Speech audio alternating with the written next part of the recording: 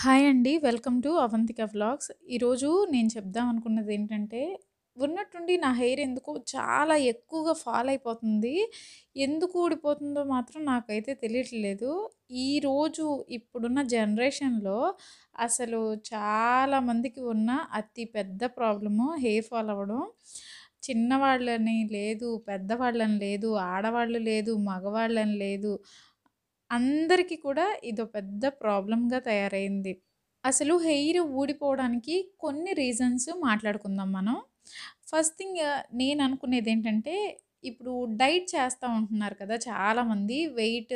Physical work ఎక్కువ లేకపోవడం వల్ల వెయిట్ బాగా గెయిన్ అయిపోయి, వెయిట్ తగ్గించుకోవడానికి డైట్ చేస్తున్నారు.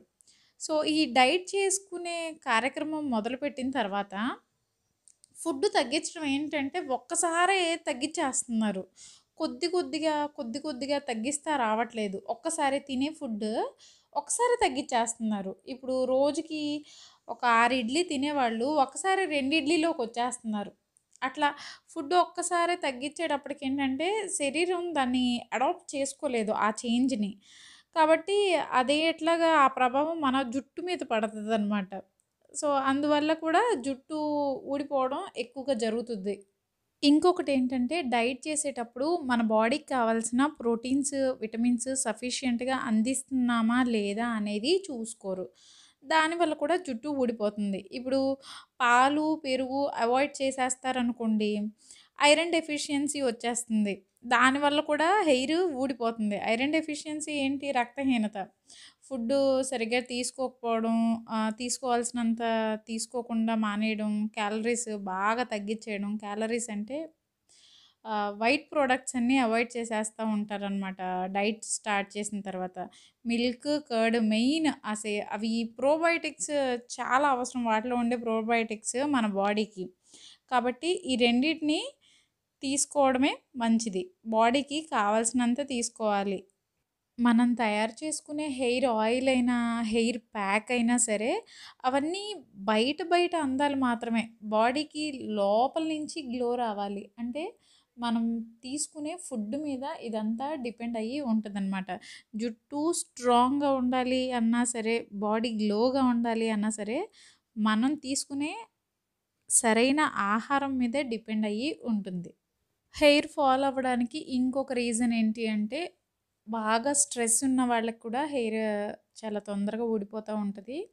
ఇంకొకటేంటంటే, ఆడవాళ్ళకి కామన్‌గా ఉండే పీసీఓడీ, థైరాయిడ్ ప్రాబ్లమ్స్ వల్ల కూడా హెయిర్ ఊడిపోతా ఉంటది. హెయిర్ ఊడిపోవడానికి ఇంకా రీజన్స్ చెప్పుకుంటా పోవాలి అంటే, ఈ వీడియో అయితే సరిపోదు. కాబట్టి నేను ఇంతటితో స్టాప్ చేసేస్తున్నాను. నేనైతే హెయిర్ ఇంకా ఊడిపోకుండా ఉండటానికి నేను ఆలోచించిందేంటంటే, మందార తైలం ప్రిపేర్ చేసుకుందాము అనేసి అనుకుంటున్నాను. సో, ఆ తైలం ప్రిపరేషన్ ఏంటో చూసేద్దాము. వీడియోలోకి వెళ్ళే ముందు వీడియో మీకు నచ్చినట్లయితే లైక్ చేయండి, షేర్ చేయండి, అలాగే సబ్స్క్రైబ్ చేయండి. మందార తైలం తయారు చేయడానికి ముందుగా మందార పువ్వులు కొన్నిటిని తీసుకొని, ఒక రోజంతా వచ్చే మంచి ఎండలో ఎండబెట్టేసేయాలి. అట్లా ఎండిపోయిన పువ్వుల్ని మెత్తగా మిక్సీ పట్టేయాలి. మీకు ఎంత వీలైతే అంత మెత్తగా చూపిస్తున్నాను కదా! అంత మెత్తగా పౌడర్ చేసేయాలి. మందార పౌడరు మళ్ళీ చూపిస్తున్నాను చూడండి ఒకసారి.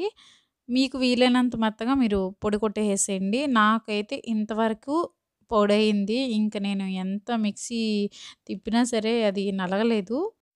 ముందు ఒక గిన్నెని తీసుకొని దానిలో మీరు ఏదైతే హెయిర్ ఆయిల్ వాడతారో ఆ హెయిర్ ఆయిల్ వేసుకోండి. నేనైతే పారాచూట్ హెయిర్ ఆయిల్ తీసుకున్నాను. మీరు ఏ హెయిర్ ఆయిల్ అయినా సరే కెమికల్స్ వాడని, ఎట్లాంటి కెమికల్స్ కలపని ఆయిల్ తీసుకోండి హెయిర్ ఆయిల్. అంటే స్వచ్ఛంగా ఓన్లీ కొబ్బరి నూనె మాత్రమే.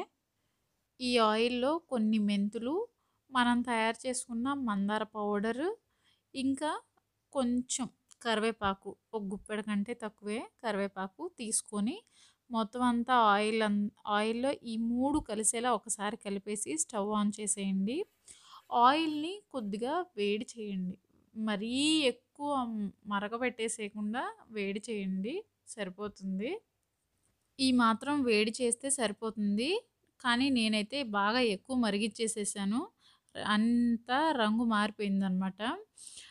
కొంచెం తక్కువ హెయిర్ ఆయిల్ తీసుకొని చేస్తున్నాను కాబట్టి నాకు మరీ ఎక్కువ టైం ఏం పట్టలేదు. 5 మినిట్స్‌లోనే మొత్తం ప్రాసెస్ అంతా ఫినిష్ అయిపోయింది.